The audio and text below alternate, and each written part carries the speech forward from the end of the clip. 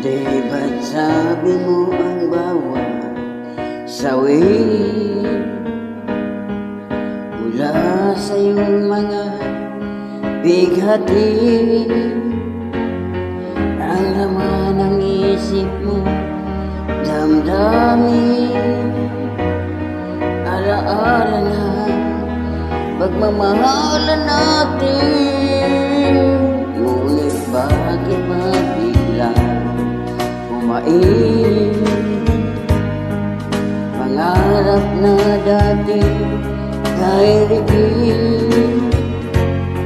pati na ang tamis sa iyong labi, maging luha sa bawat mong ngiti.